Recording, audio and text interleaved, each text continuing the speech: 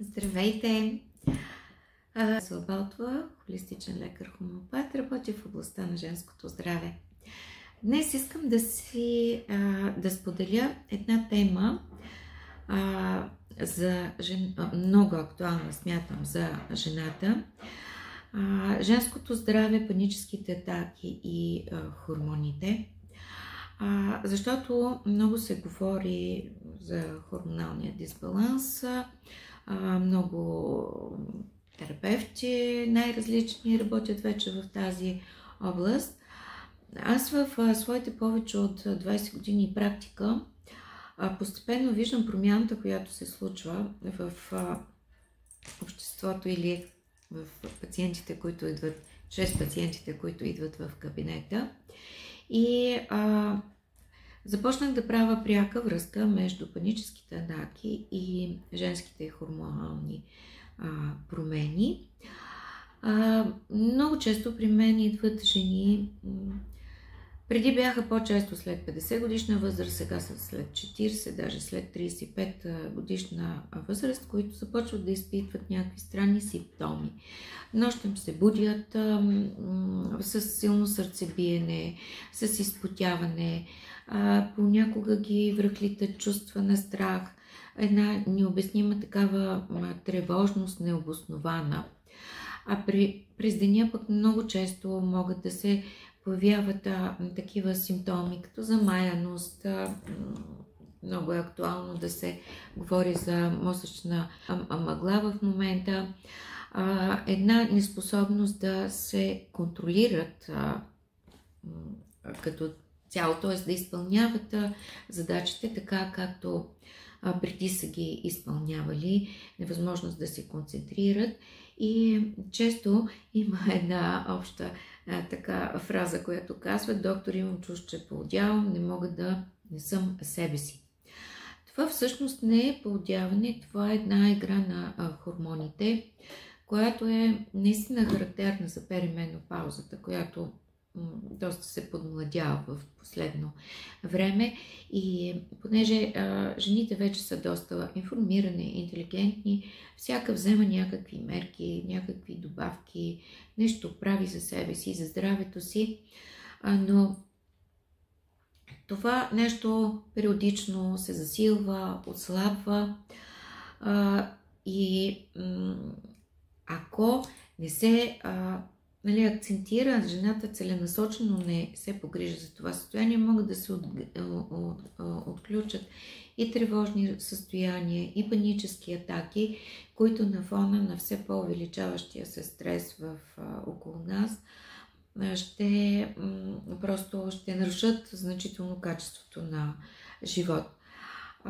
Хомеопатията може да се използва много удачно, както и други холистични методи, с които работят холистичните лекари, съответно бахови есенции, шуслерови соли и редица други, като реално търсим цялостна подкрепа на организма, търсим варианти, оглежда се храносмилателна система, оглежда се нужда от детоксикация, оглежда се съня, оглеждат се много фактори, които биха могли да подкрепят жената в едни такива състояния. Мога да ви приведа примерно 2 или 3 примера за медикаменти, които използвам при такива състояния. Едно от лекарствата, може би част от вас са го чували, това е лахезиса. Това е много важно лекарство около перименопаузата и през менопаузата. Когато жените започват да стават така доста по-приказливи, имат силни топли вълни, могат да престанат да могат да използват по-тесни дрехи, по-стегнати дрехи. Това е много характерно за лахезис, особено в този период. И така стягането около сърцето или силното сърцебиене са доста чести, доста чести симптоми, които съпровождат цялото състояние. Сепията е другото състояние, което много често се появява в този период. Това е едно изключително женско лекарство и то на жените, които са така по-работещи, отдадени на работата си, искат да заемат позиции, искат да са състезателни.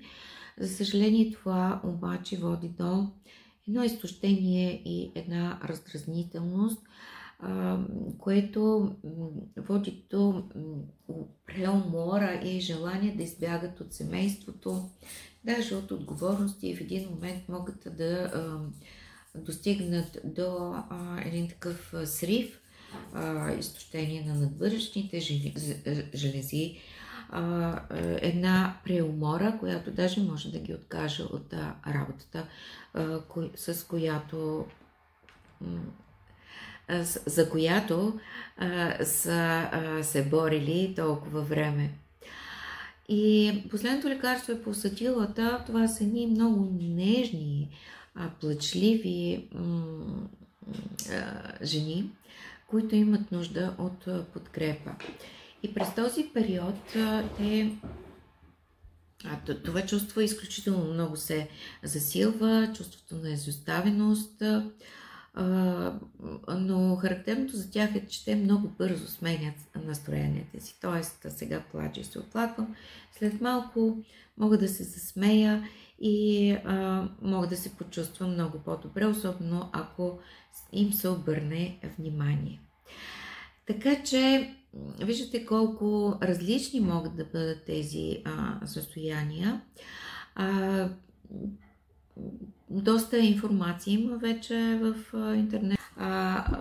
Моето желание е хомеопатията да се използва все повече. Ако има нужда, разбира се, при по-сериозни наличието на някакви други състояния, е добре да се обърнете към лекар хомеопат, който по-прецизно да определи какво е необходимо на дадения етап, защото тези симптоми понякога са на повърхността. Под тях стоят някои други състояния, които е необходимо също да бъдат повлияни. Бъдете здрави, последвайте ме в моя YouTube канал в интернет. Всичко най-добро! Желая ви здраве!